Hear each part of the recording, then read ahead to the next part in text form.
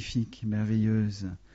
Et quand on s'approprie ses promesses, je me rappelle quand l'Esprit de Dieu m'a montré que Ésaïe, ça s'adressait aussi à moi. Avant, je lisais Ésaïe, je ne comprenais rien. Je trouvais que c'était loin, c'était difficile.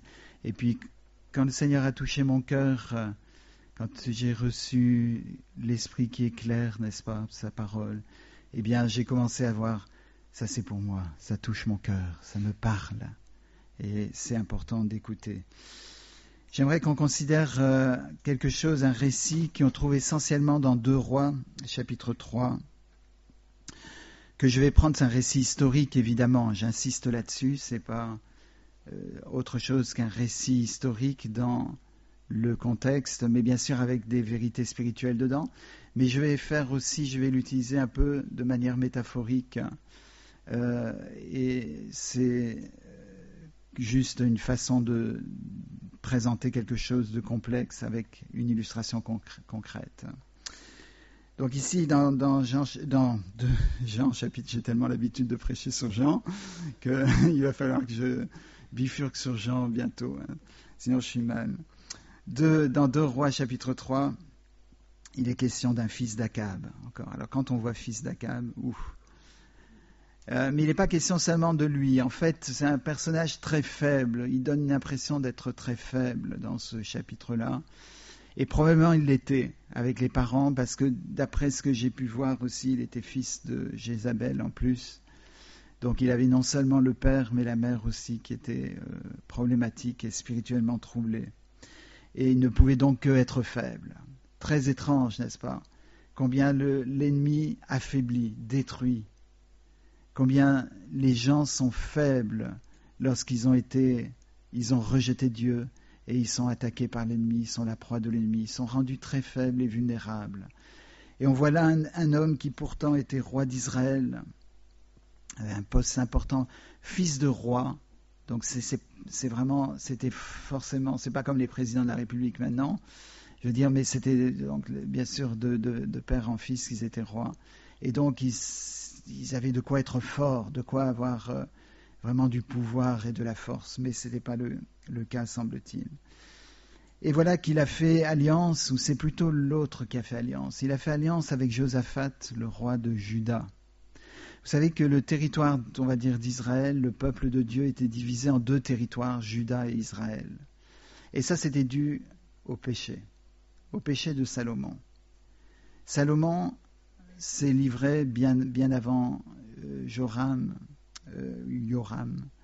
s'est livré au péché, et ça crée une dissociation. Et j'aimerais d'abord souligner ce point très important, que si vous livrez votre vie au péché, il y a cette dissociation qui vient en vous. Il y a cette division, il y a quelque chose qui se divise, qui se scinde dans votre vie. C'est inévitable. Et je voudrais juste avertir chacun, mais avertir particulièrement les jeunes là-dessus, sur l'importance de garder la parole de Dieu dans leur vie, mais pas seulement la garder comme un livre qui conduit leur vie, comme un enseignement qui dirige leurs pas, mais de garder cette parole dans leur cœur, de demander au Seigneur, au Saint-Esprit, de venir les sauver, les remplir et les animer, parce que leur vie est forcément scindée à un moment donné, dissociée par le péché. Et le territoire du peuple de Dieu était divisé en 2. Il y avait donc Juda et Israël, un territoire qui s'appelait Juda, dont la capitale était Jérusalem, et Israël, dont la capitale était Samarie. Et voilà que en Samarie, en Israël, juste après Salomon, il y avait un roi qui s'appelait Jéroboam, et donc qui a trouvé une stratégie politique. Il a voulu que le peuple cesse d'aller à Jérusalem pour offrir les sacrifices. C'était l'ordre de Dieu. L'ordre de Dieu était que les sacrifices devaient se faire à Jérusalem. Mais il a pensé, si mon peuple va à Jérusalem, le peuple de Juda, où se trouve Jérusalem, va sympathiser avec ce peuple, et le peuple va dire, nous on va passer en Juda, et je vais perdre une partie de mon peuple. Donc il a fait une stratégie qui était contraire à la volonté de Dieu, la parole de Dieu, il a établi les sacrifices en Israël pour que les gens ne n'aillent pas à Jérusalem une fois par an. Ça paraît banal, ça paraît stratégiquement, politiquement correct, ça paraît compréhensible. Mais le problème, c'est qu'il y avait la désobéissance. Et cela semble être appelé le péché de Jéroboam, qui est mentionné à plein d'occasions après dans le cursus du peuple d'Israël. On parle du péché de Jéroboam. Et c'était ça, c'était la désobéissance. Et donc, il a commis cela et beaucoup de rois après lui ont fait la même chose. Et Joram était l'un de ceux-là, qui a continué dans le péché de Jéroboam. La désobéissance, le fait d'établir des sacrifices là où il ne fallait pas les faire, le fait de ne pas dire aux gens d'aller à Jérusalem pour offrir les sacrifices. Et tout ça, c'est dû à cette dissociation, le péché qui a amené cette séparation, cette division. Mais il s'est allié, ou c'est plutôt Josaphat qui a accepté l'alliance. Et j'aimerais juste présenter ça de manière figurée dans nos vies, n'est-ce pas? Il y a quelque chose de divisé au début de notre vie. On est tous avec cette division à l'intérieur. Cette division entre ce qu'on pourrait appeler la chair et l'esprit.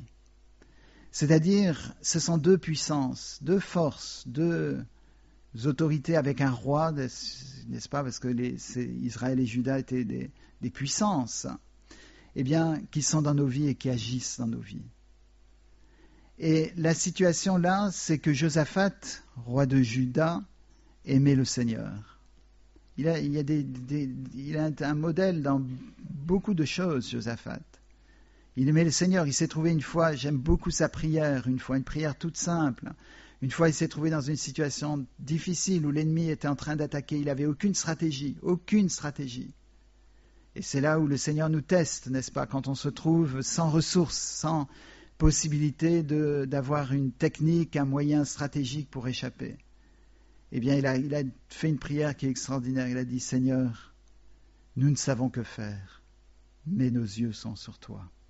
Notre regard est tourné vers toi. Est-ce que vous êtes trouvé dans des situations où vous ne savez que faire? Je crois qu'il y a beaucoup de nos contemporains qui se trouvent dans ces situations. Ils ne savent pas quoi faire, ils sont cernés. Je me rappelle une ou deux fois m'être trouvé dans des situations où il n'y avait pas d'issue possible. Et j'ai dû crier à Dieu. Je me rappelle aussi quand mon beau-frère était au Cambodge et ma sœur était quelquefois seule. À l'époque, c'était une grande instabilité au Cambodge. C'était quand les enfants étaient petits. Et après, c'était le couvre-feu. Après 8 heures, il fallait surtout pas sortir en ville parce que les gens tiraient dans les rues, etc. On pouvait être tué. Donc,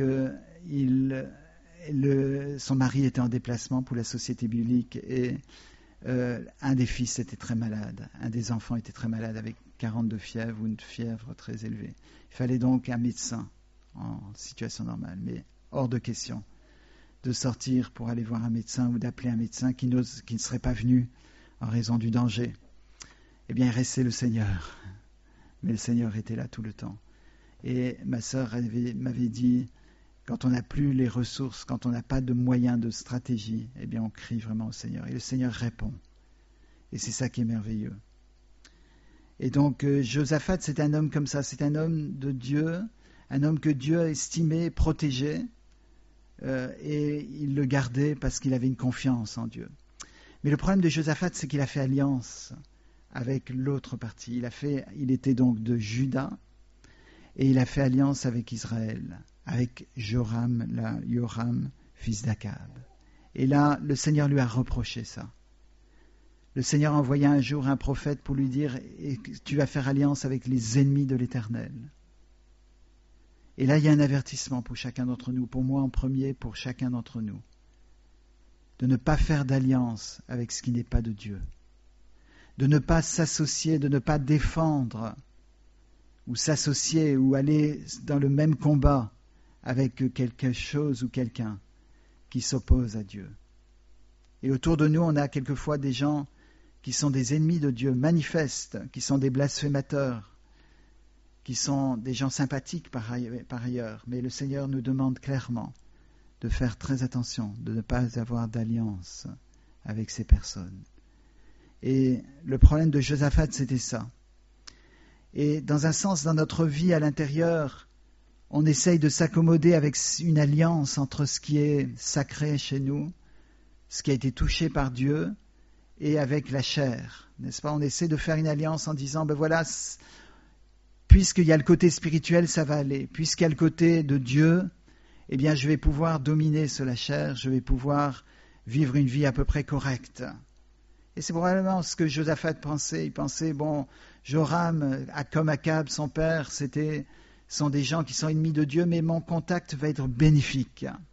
Mon contact va l'aider à s'orienter vers Dieu. Je vais lui conseiller, surtout que c'est un homme assez faible, Joram, comme Akab d'ailleurs était faible. C'était Jézabel qui était forte. Mais je vais le conseiller, je vais le guider, je vais l'orienter vers Dieu, je vais avoir un effet bénéfique. Non, Josaphat. Il avait tort. Et dans votre vie, si vous ressentez ce conflit que l'apôtre Paul décrit si bien à la fin de Romains 7, que vous voulez faire le bien, vous avez des bonnes dispositions parce que vous avez accepté que la parole de Dieu, que Dieu a quelque chose ou quelqu'un qui peut nous donner, qui est bon, qui veut nous faire marcher d'une manière droite, vous acceptez que c'est droit. Mais d'un autre côté, il y a cette puissance en vous qui vous pousse à faire le mal. Vous trouvez que vous voulez faire le bien, n'est-ce pas? C'est ce que décrit l'apôtre Paul dans Romains 7 encore, à la fin de Romains 7. Ce n'était pas son expérience au moment où il écrivait. C'était l'expérience qu'il avait tant connue en tant que jeune juif. On lui avait enseigné la loi de Dieu, comme à tous les enfants juifs, les garçons juifs. On lui avait enseigné que c'était important d'obéir à Dieu, de faire plaisir à Dieu. Et toute sa vie, il a voulu le faire. Même avant sa conversion, il était zélé pour Dieu. Il voulait faire la volonté de Dieu. Mais il y avait quelque chose de plus fort qui l'entraînait vers le mal. Et il sait que la loi montre ce qui est bon, mais elle ne donne pas la force. D'ailleurs, il dira même dans 1 Corinthiens 15 que la loi excite le mal en nous. C'est vrai que si on vous dit que quelque chose est interdit, ça vous donne plus envie de le faire que si on vous dit rien sur la chose en question. En tout cas, cette alliance semble impossible entre la chair et l'esprit. Et en fait, c'est vrai que notre corps ne peut pas être dirigé par notre esprit. Parce que finalement, c'est le corps qui dirige notre esprit. Et nous sommes ainsi faits, à cause du péché originel, que le corps a pris la domination de notre vision, n'est-ce pas? Quand les Adam et Ève ont pris le fruit interdit, ils ont perçu qu'ils étaient nus. Le corps a commencé à parler, le corps a commencé à devenir central. Et nous sommes dans une société qui est centrée sur le corps. On vous dit, toute la publicité presque concerne le bien-être, le fait d'être beau, n'est-ce pas? D'être bien, avoir des crèmes, n'est-ce pas? Pour cacher les rides. Avoir tout un tas de produits qui vous donnent aux gens l'impression que vous êtes beau. Et si vous êtes moche, vous pouvez encore, il y a des stratégies, il y a des gens qui savent très très bien décorer pour que vous passiez pour quelqu'un de beau. Et le vieillissement est quelque chose qu'il faut éviter à tout prix.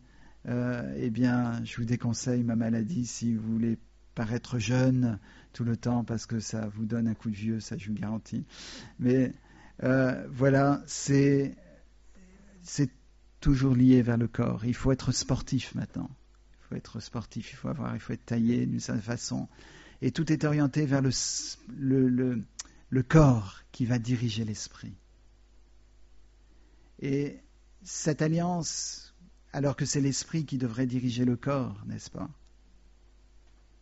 Cette alliance est impossible, donc c'est finalement le corps qui dirige l'esprit. Akab, c'est ce qu'il connaissait, la femme. C'est sa femme qui dirigeait son esprit.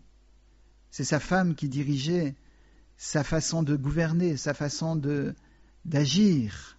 Il obéissait au doigt et à l'œil à sa femme. Et voilà que Joram est la même chose, mais Josaphat essaye de concilier les deux.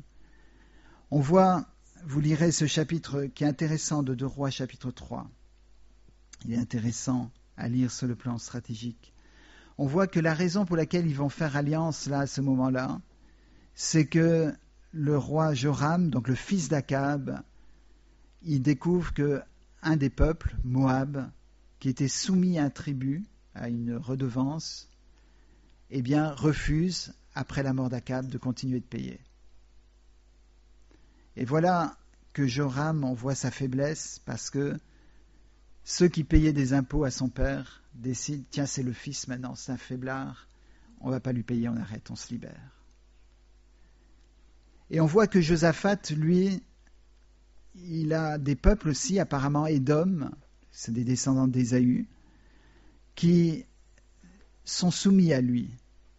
Pourquoi ? Parce que Joram lui dit, est-ce que tu veux venir avec moi lutter contre Moab, parce que Moab ne me paye plus. Donc on va agir. Josaphat lui dit, mon peuple comme ton peuple, etc., nous irons avec toi. Quelque chose de très dangereux. Entre parenthèses, Ruth a dit ça. La Ruth, la Moabite, a dit ça à sa belle-mère. Mais là, c'était dans le bon sens. Elle a dit, mon peuple sera ton peuple, mon Dieu sera ton Dieu. Elle, c'était honorable. Mais dans le sens ici de Josaphat, c'était une erreur. Et Joram lui dit, c'est pas écrit ça, hein, mais on voit qu'il est soulagé que Josaphat a accepté parce que tout seul, il avait peur. Et il dit à Josaphat, mais je trouve ça un peu gros, il dit, par quelle route on va l'attaquer ? Autrement dit, apparemment, il n'avait aucune stratégie militaire et il a dû demander à Josaphat des conseils. Josaphat lui dit, on va passer par le désert d'Édom. Et au passage, il ne s'est pas dit, mais on le voit après, il a pris le roi d'Édom à sa suite. Donc ils étaient 3 rois. Mais Josaphat, dans ce que j'ai lu en tout cas, est bien dominé sur le peuple d'Édom. C'est-à-dire Édom était soumis à Josaphat. Mais le peuple de Moab n'était pas soumis à Joram. Et on voit que donc ce qui était fort, c'était Josaphat. Et Josaphat incarne la présence de Dieu dans cette affaire. Mais l'alliance n'est pas possible. Et l'alliance n'aurait pas dû avoir lieu. Et donc ils arrivent à un certain nombre de jours de marche vers Moab. Et voilà, il n'y a plus d'eau. Et Joram, encore en train de paniquer. Il commence à paniquer, il dit, ça y est, c'est Dieu qui a encore organisé ça. Il a réuni les 3 rois pour les faire mourir de soif dans le désert. Pour les faire mourir. Vous savez, il avait conscience de Dieu, parce qu'il avait vu comment Dieu avait sévèrement jugé ses parents. Et il savait que Dieu était réel. Vous savez, c'est comme Hérode qui a mis, pour garder Pierre, 16 soldats. D'accord, pour garder Pierre. Et il savait qu'il y avait un risque que Dieu le libère. Les disciples étaient dans la chambre en train de prier pour Pierre. Et quand il est arrivé, parce qu'il avait été libéré de prison, quand la servante a dit « Mais c'est Pierre qui est à la porte », ils ont dit « Mais t'es folle.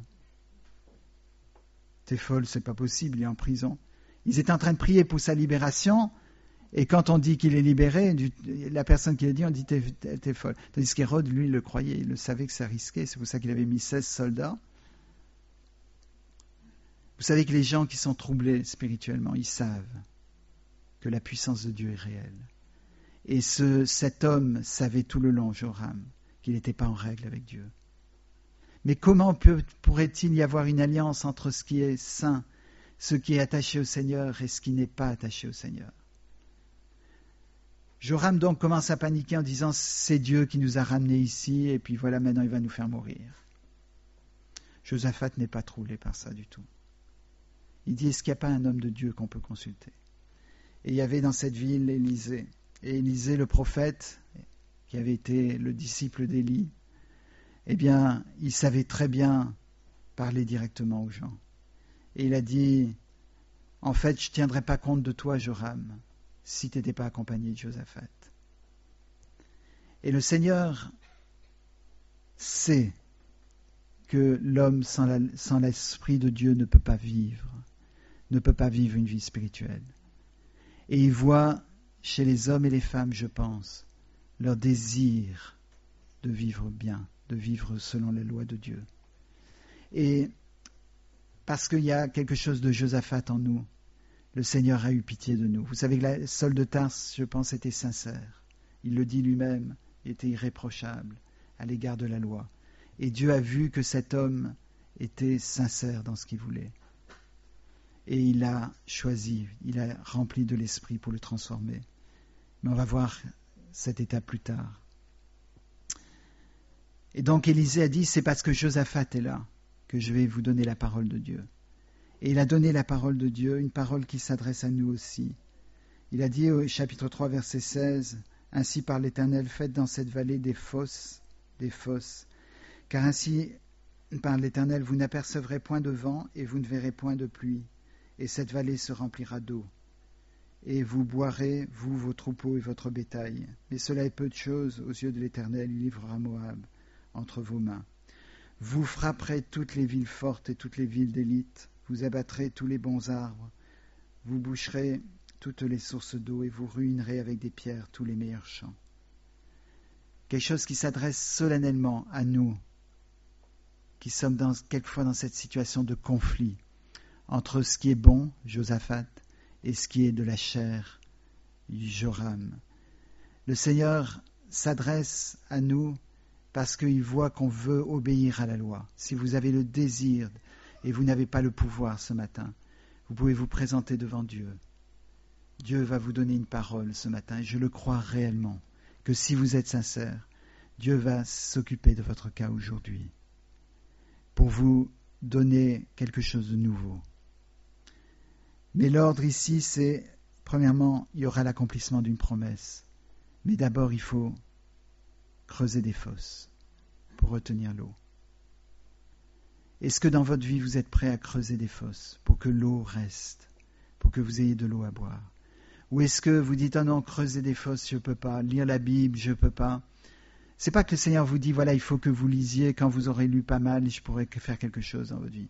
C'est que si tu dis, voilà, moi je ne veux pas lire la Bible, je ne veux pas m'intéresser à Dieu, je veux continuer mes activités, mais je veux qu'il me sauve, qu'il fasse quelque chose, j'en ai marre de ce que... C'est pas sérieux. Il voulait que le peuple s'arrête et commence à creuser des choses qui peuvent retenir l'eau. Dans Jérémie chapitre 2, il reproche à son peuple d'avoir des citernes crevassées qui ne retiennent pas l'eau.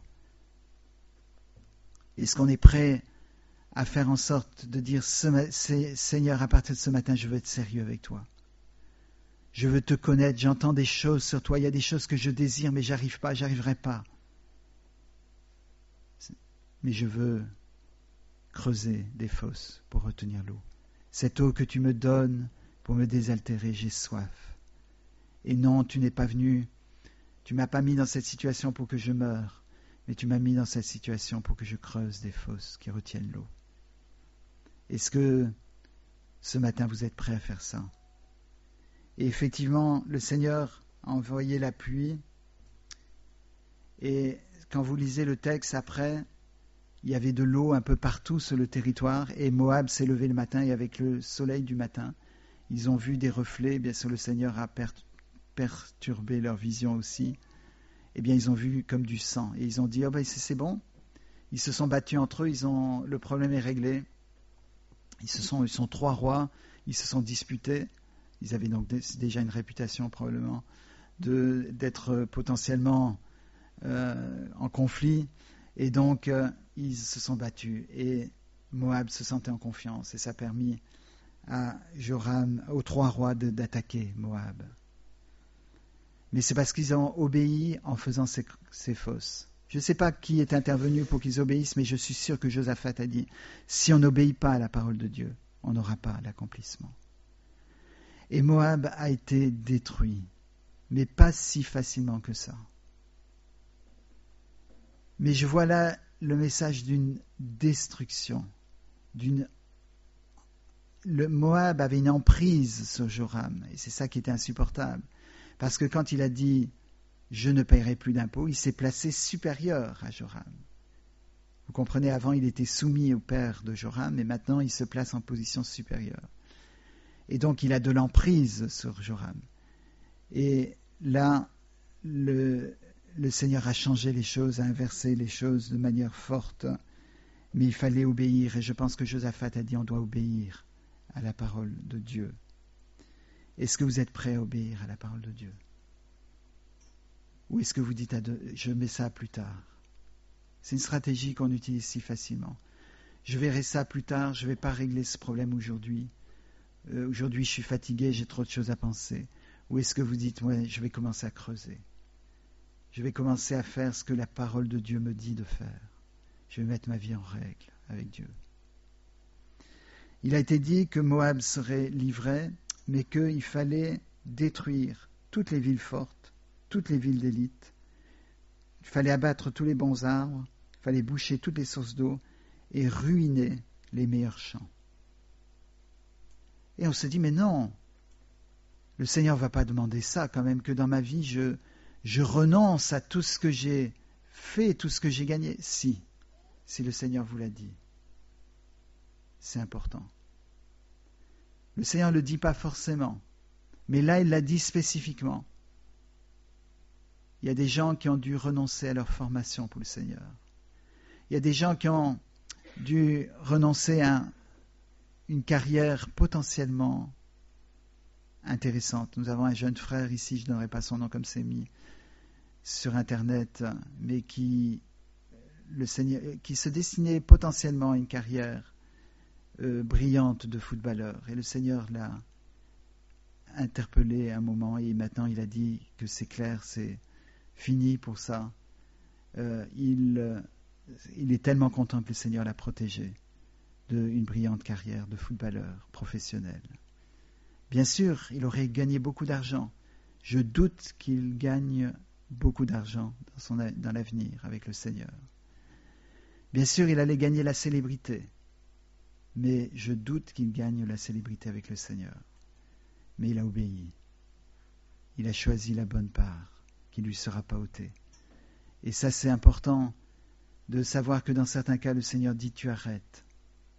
Vous savez, quand le Seigneur vous touche et le Seigneur vous travaille, quelquefois il va mettre le doigt sur quelque chose, il va dire « voilà, tu tiens beaucoup à ça ». C'est pas systématique, hein. Certains disent c'est systématique. Non, c'est pas systématique, mais quelquefois le Seigneur va toucher quelque chose. Vous savez, il y a des gens qui ont... Leur problème, c'est qu'ils sont beaux. C'est un vrai problème. C'est un problème quand vous donnez au Seigneur et toute votre vie. J'avais un ami qui était comme ça. Il était tellement beau, il avait tellement une facilité avec les filles. Il s'est converti. Paf!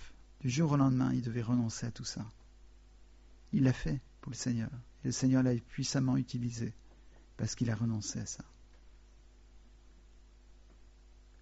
Ça veut dire pour certains que le Seigneur va dire peut-être « ça te va bien ton look, tu as vraiment un look qui te vient bien, eh bien je voudrais que tu le changes totalement. » Ouf. Ah non Seigneur, c'est bon, c'est correct. C'est pas provoquant, c'est pas mauvais, il n'y a rien de mal à ça. Le Seigneur ne dit pas qu'il y a du mal. Il te dit simplement, est-ce que ça je peux toucher? Est-ce que ça je peux l'enlever? Et je te demande de le faire. Et ceux qui le font sont bénis. C'est ça qui est extraordinaire, c'est que ceux qui le font sont bénis. Quand tu es prêt à dire, Seigneur, ce n'est pas un sacrifice, c'est juste de l'obéissance. Si vous le prenez pour un sacrifice, le Seigneur ne veut pas vos sacrifices. Il en a horreur des sacrifices. Il en a eu trop. Mais c'est ça que je veux toucher dans ta vie. Et tu dis que c'est bon, c'est vrai que c'est bon. Mais je veux pas que c'est pas ça que j'ai en projet pour toi. Certains, je le dis souvent, disent que leur sale caractère, c'est très bon, parce que le Seigneur peut utiliser cette personne avec un sale caractère pour être missionnaire. Quelle horreur! Vous pensez que Dieu cherche des gens avec un sale caractère pour être missionnaire? Ça ne dit pas grand-chose sur les missionnaires. Mais on dit ça parfois parce qu'on dit qu'ils vont faire face à des situations difficiles, ils auront de la personnalité. Non. Le Seigneur est prêt et demande à dire, est-ce que tu es prêt à détruire ton caractère? Oui, tu as construit ce caractère pour te protéger dans ton enfance contre les agressions. Oui, tu as construit ce caractère, cette personnalité, c'est le résultat de tout un tas de souffrances et de luttes. Mais est-ce que tu es prêt à dire, Seigneur, je renonce ce matin à cela et je veux être dans l'obéissance parfaite. Je veux être prêt à abandonner ça. Est-ce que moi je suis prêt à ça? Je sais que c'est difficile. Je sais qu'il Quand ils ont abattu les arbres pleins de fruits, ils ont dû se dire, c'est du gâchis, c'est du gaspillage. J'imagine même, je n'en sais rien, c'est pas écrit, mais je peux imaginer Joram qui dit à Josaphat, mais enfin, c'est du gaspillage. Dieu ne veut pas du gaspillage. Et je peux imaginer, j'insiste là-dessus, c'est imaginaire, c'est pas dans la Bible, que Josaphat lui dit, mais Dieu l'a dit, donc nous allons le faire. Il fallait boucher les sources d'eau. Là aussi, pourquoi le Seigneur demande ça? Le Seigneur sait ce qu'il fait et ce qu'il demande. Et il y a des sources d'eau dans votre vie qui doivent être bouchées. Comment voulez-vous suivre le Seigneur quand vous avez une autre eau qui vient vous désaltérer aussi? Quand vous avez des lectures, des films ou des musiques qui sont douteuses, qui sont troublées, que vous abreuvez à cette eau-là et vous dites « mais moi je veux aussi l'eau du Seigneur parce que j'ai peur pour l'éternité, etc. » Le Seigneur veut que vous puissiez boucher cela. Et il demande à vous de le faire. Il ne dit pas « je vais le faire ». Là, il demande à le faire de vous-même. Vous savez que dans votre vie, il y a des choses que vous devez brûler dans vos affaires. Vous savez qu'il y a des choses dont vous devez vous séparer. Vous savez qu'il y a des choses que vous devez détruire. Le Seigneur vous demande d'obéir. Et si vous obéissez, vous serez bénis. Vous verrez Moab qui est assujetti, qui ne domine plus sur votre vie, qui n'est pas en train de vous narguer, de vous contrôler en disant « tu me demandes un impôt, mais je ne te payerai pas, parce que je suis plus fort que toi. » Et vous savez combien c'est vrai. Vous savez que quand vous êtes dominé par le péché, vous pouvez dire « j'arrête, j'en ai marre, je vais lutter contre l'alcool, je vais lutter contre tel ou tel problème, j'en ai marre, j'en ai assez. » L'alcool se rit de vous en disant « tu peux faire ce que tu veux, c'est toi qui me payeras un impôt, c'est pas moi qui te payerai un impôt. » Mais le Seigneur vous dira quoi faire aujourd'hui. Il y a des gens qui disent « je vais prendre ces bouteilles et dire au nom de Jésus, je renonce à ça, au nom de... » Parce qu'ils ont entendu que dans un témoignage, quelqu'un l'a fait, mais c'est pas comme ça. On ne fait pas, on ne réplique pas ce que quelqu'un d'autre a vécu. Le Seigneur va vous dire quoi faire et vous obéissez. Dans certains cas, c'est une question de pardon. Dans certains cas, quand vous demandez au Seigneur « qu'est-ce que je dois faire dans cette situation ?»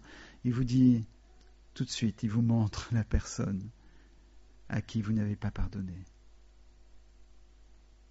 Et vous pensez « mais il n'y a pas de rapport avec mon problème ». Bien si. Le manque de pardon, c'est une désobéissance à Dieu. Et on dit souvent « mais on peut pas pardonner à quelqu'un comme ça. C'est pas possible. » On rationalise. On dit « mais c'est pas possible que Dieu demande de boucher des sources d'eau. C'est précieux une source d'eau. Un champ, c'est merveilleux. C'est lui qui fait pousser les choses dans les champs. Il me demande de détruire ça, mais c'est pas possible. » Eh bien, le Seigneur vous demande de pardonner à ceux qui vous ont offensés. Et un manque de pardon, comme je dis souvent, crée du mal chez vous, pas chez la personne qui n'est pas pardonnée. Et ça crée quelque chose à l'intérieur qui reste, qui grandit et qui met du trouble dans vos vies, qui peut vous pousser à des comportements, à des problèmes spirituels qui sont profonds. Mais vous savez, la bonne nouvelle, l'évangile, c'est que c'est aujourd'hui le jour du salut. C'est aujourd'hui le jour du salut. C'est pas demain, c'est pas la semaine prochaine, c'est pas la prochaine fois qu'on a un invité et qu'on va faire un appel. C'est aujourd'hui. Le jour où vous pouvez être délivré des compromis. Le jour où vous pouvez vous donner au Seigneur et de dire en rentrant chez vous, Seigneur, je me donne à toi, je ne sais pas ce que tu vas me demander, mais je veux le faire parce que je t'aime.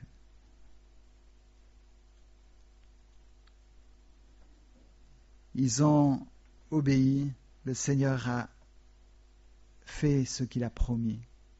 Ça, je n'ai pas besoin de le dire, n'est-ce pas? Que de dire qu'ils ont obéi, c'est important de le dire parce que ce n'est pas toujours le cas. Mais de dire que Dieu a fait ce qu'il a promis, c'est une banalité. Parce que Dieu fait toujours ce qu'il a promis. Il est fidèle comme on l'a chanté. Mais le roi de Moab s'est sauvé. Il devait être tué, anéanti. Ils ont fait pas mal de choses, mais il a échappé, ce roi. Et il est allé faire une atrocité. Il a pris son fils et il l'a sacrifié sur la muraille. Pour que sous ce qui restait de la muraille, je pense que c'était sous ce qui restait de la muraille, en tout cas au vu de tout le monde. Comme il a vu qu'il était pris, il a pris son fils et il l'a sacrifié. Une abomination qui a bouleversé, qui a choqué. Mais vous savez que le péché, lorsqu'il est pris, il veut un sacrifice. Il veut le sacrifice d'un fils. Mais le message merveilleux de l'Évangile, et c'est là où on revient à l'Évangile de Jean, n'est-ce pas, mais les autres évangiles aussi, c'est que le Fils a été donné. Oui, le péché réclame le sang d'un fils innocent. Le péché dans votre vie réclame la mort d'un enfant innocent. Un enfant même grand, innocent. Vous savez que le péché dans la vie des gens, c'est ça qui fait souffrir les autres. Combien d'enfants souffrent à cause du péché de leurs parents?